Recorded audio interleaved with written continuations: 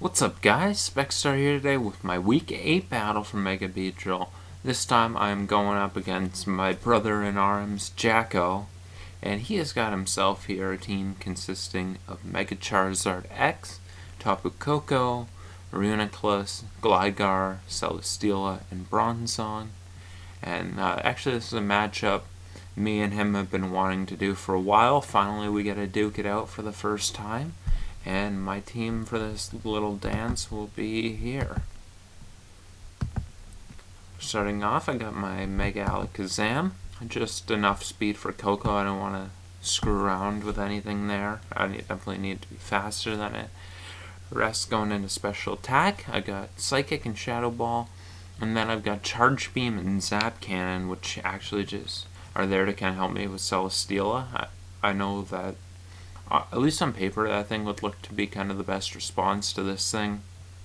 And potentially late game, if I get a Charge Beam boost, this thing does have the potential to sweep. I think that happened in one of the mocks I did, so that's something I could look out for. It also just kind of hits the thing better than some of the other moves, especially with electric terrain, which he has. Next up here, I've got my Heatran. I'm running Air Balloon, which makes it a lot better against his team. It allows it to come in on things like Bronzong and Gligar and kind of put offensive pressure up.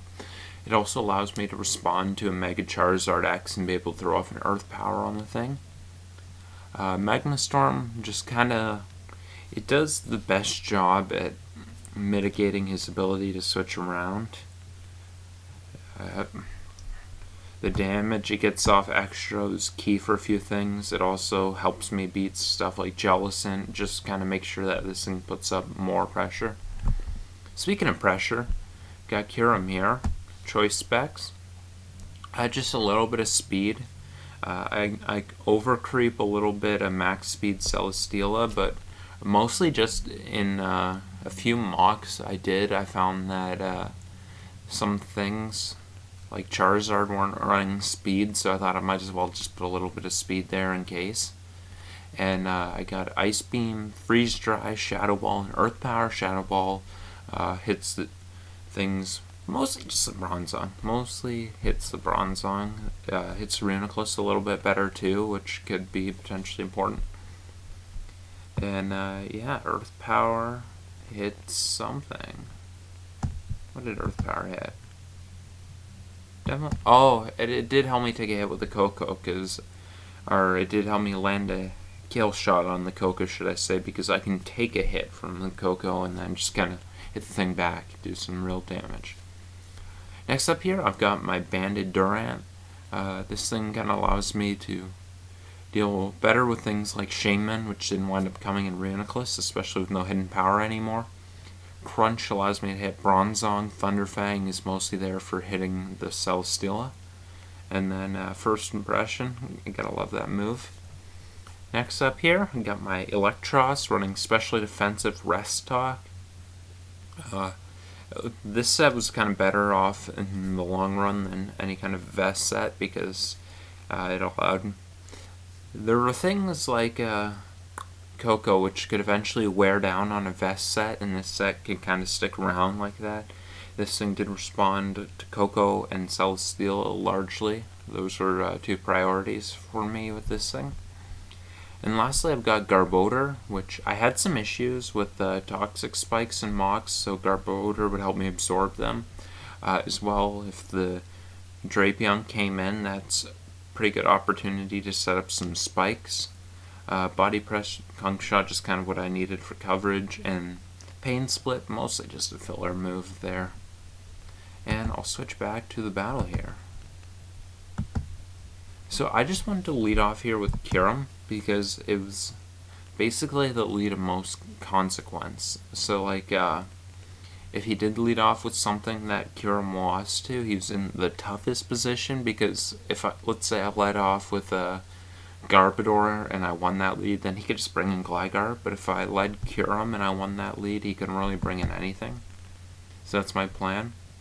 He actually does lead off with Gligar, and that's really great for me, because I know that even my man here is not crazy enough to leave Gligar in, so that's a free Shadow Ball to me. He goes Reuniclus, and I get a pretty considerable damage off here. Now, that's Assault Vest, max specially defensive all the way here. That's what I learned from that. My play, he can go for Focus Blast or whatever, but my play is just to keep clicking Shadow Ball, because even with him knowing I'm locked in, like what the hell can he go into while I'm modest specs? Even Celestial would take a lot more damage than he'd want to. Plus a Heavy Slam wouldn't kill me, so I'm just going to keep clicking Shadow Ball here. He's going to knock off my specs, but that thing's nice and weakened, and he still doesn't switch in on Shadow Ball. He brings in the JackO here, and I'm actually just going to click Earth Power because I definitely take a Dazzling Gleam, especially since he's leftovers, as I saw. JackO's going to barely survive that, and then switch out into Celesteela as I actually go for my Shadow Ball. Get the special defense drop there, which I guess pretty nice. He goes into the Bronzong as I Ice Beam. I go for Shadow Ball as he goes for Gyro Ball. I know lift anything, and getting rid of the Bronzong was actually pretty nice for me, especially before the thing set up rocks. Now he brings in the JackO. I don't want to let the thing roost for free, so I'm just going to let my Kyurem go down. Now I get to bring in my Alakazam, and JackO is in range of Charge Beam with the terrain up, which is really nice. Particularly because if I get a boost, I don't know what the hell he does. I don't know. I guess he could kind of bring in Celesteela, try to revenge it. But even that would die. But it would die if Zap missed, and I wanted to chance that because I probably would live a Heavy Slam. So it would have been a bit of a tricky position for him if the Charge Beam did land and it did boost, but that's not the way things go, so I'm going to have to switch on to my Durant as he goes into the Reuniclus. Durant takes way too much from that, especially considering it's not specially attacking, and then decides to miss an Iron Head, which was not so fun. Since Trans Balloon, I decided to bring it in on the Gligar. That's my chance to get up my rocks. Potentially it could have been U-turn, which would have been the only real bad scenario there. Not sure if he would be, but he does just switch out. I bring my Eel on the Reuniclus. Since he's calm, I know he can't really do damage to the Eel, and I just get a fire off and knock off here, and knocking off Reuniclus as a Assault Vest makes things a lot easier for my Alakazam. And I'm just going to click knock off again here as he goes in the Gligar, and that thing's also very nice to knock off. If it's specially defensive, now I know the thing definitely doesn't respond to Zam, so that's a nice assurance. Also, it can't really switch in on Heatran, and it can't really switch in on Durant. Speaking of Heatran, I will bring out the Heatran here. He defogs. I still don't know if he's U-turn, so I'm just comfortable enough to get my rocks again. They're pretty important, I think, at this point. I bring in my Eel in the Reuniclus, as I have been doing, and I switch back into my Durant. I was pulling a double there, thinking he'd probably want to switch out, and in a few scenarios that could be nice as well. It covered a knockoff or a Psychic, anything but Shadow Ball, so I was really safe to bring in Durant here. And my Durant now, I'm just going to click Iron Head pretty safely. He goes into Gligar, and I'm just able to finally land some moves with Hustle and take those things down. His JackO comes in, that's going to force me to switch out, but my Eel's a pretty safe switch in as he goes for the Thunderbolt. My play is always just to click my Volt Switch here. And give me 1 second here, I gotta let my dog in.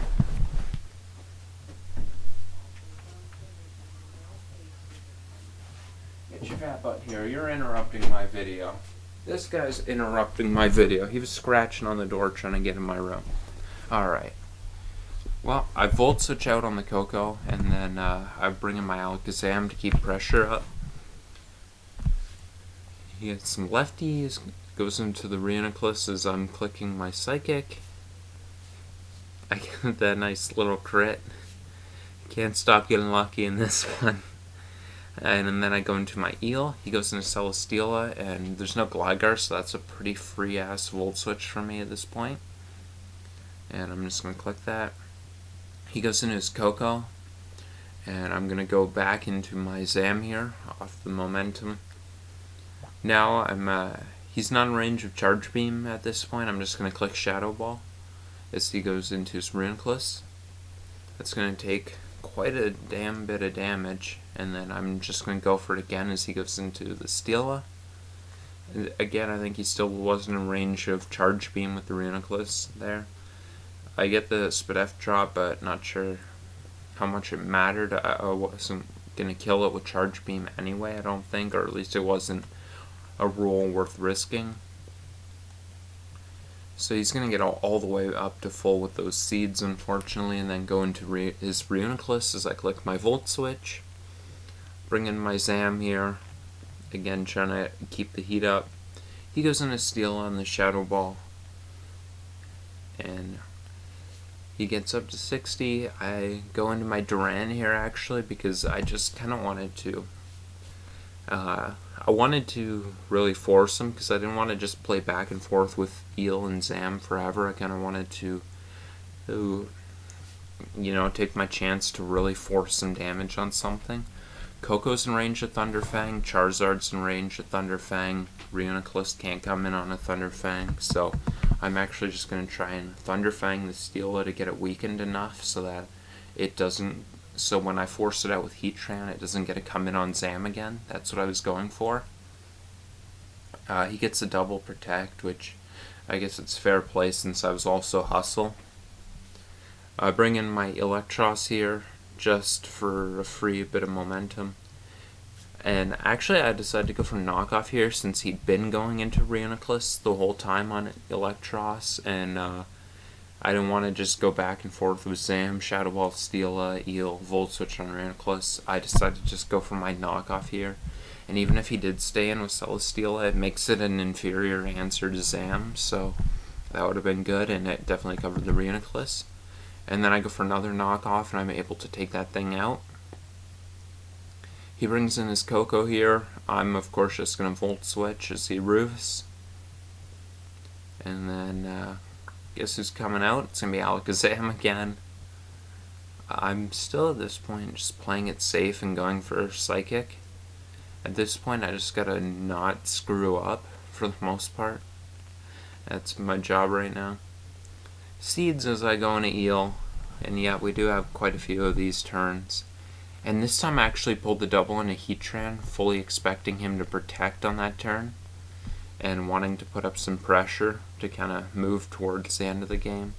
I'm just going for Magma Storm here. Nothing really wants to come in on this. Zard would have to start at 50%, take the Magma Storm, and then take the extra damage from it, which it may or may not survive, kind of depending on the set and the roll. But unfortunately, I'm going to miss the Magma Storm on the Celesteela, which is very, very sucky. And now he goes into the Charizard. It's going to barely survive the Magma Storm, and I'm going to switch on Electros, fully expecting the thing to Earthquake. But it also, I would have been fine if he went for some, I guess if he went for Dragon Claw or Roosted Up, Dragon Dance. Electros was just kind of overall my safest play at this point. And he's going to Roost Up here as I just Volt Switch. And then here we go with Zam coming in again. Eel bringing all the Zam switch-ins. He goes into Celesteela, surprise, surprise. I go for Psychic, still just trying to play it safe. Just gotta be careful not to fuck up at this point. Seeds me as I go into the Eel. He goes into Coco. I'm just gonna Volt Switch out. As the Coco comes in, I bring in my Alakazam, and here I actually decide, this is the turn I decided to actually take a chance, because I'm going to go for my Zap Cannon here. One, because by playing it safe with every turn Zam's been in up to this point, I've kind of conditioned him not to expect any risk from this. And two, if it landed and Coco stayed in, it killed Coco. Also, if it missed and Coco attacked, Zam would have lived the attack, so I think it was just a calculated risk at this point to go for Zap Cannon. And he does go into the Celesteela, but you know what they say about Zap... Well, not what they say, just what Zap Cannon is. It's a flip of the coin, really. And I do not come up big on that flip of the coin. I'm going to go into my heat train here, actually just trying to pull up some momentum. He hasn't earthquaked yet, so I didn't think he was going to do it on that particular turn. And I'm just going to try and land my Magma Storm again. This time it does land, fortunately, but he's going to earthquake and take this thing out. A bit of a tricky situation at this point. I'm going to go into my Electros and just kind of get the thing weakened down as much as I can. He can't get any Seeds recovery this turn. I go for my Volt Switch, and now here's the situation here. He is, at this point, Charge Beam. I would need a max roll to kill him. So my thought process is that he wouldn't want to chance it, and he would just go for Protect to make it a 0 roll for that. And if he did go for Protect, then my play was to bring an Electros and Volt Switch out again, and then it would be in range of my Alakazam. So that's what I was going for here. Going to my Electros, and he actually makes the big play there of going for Seeds, which is a good play on his end. I didn't think he was going to be on to me trying to go Eel there, but a seasoned vet like my foe here would be able to sniff that one out, I guess. He goes for the Heavy Slam. Eel's just about dead. I go into my Zam here, and at this point, it is just time. I've got to go for my Zap Cannon. My hand's pretty much forced at this point. So I will go for the Zap Cannon here. Fortunately, this one lands, and the Steela goes down. I'm going to trace Beast Boost, and Zam will just wrap this one up. And I don't know if this was a really great game, a really shitty game, a game that was so shitty it was great, a game that was so great it was shitty. I don't know what it was, but yeah, as I told my man, it took about 5 years off my life playing this game. I hope you guys enjoyed it, though. I want to thank you guys for watching. Have yourselves a good night.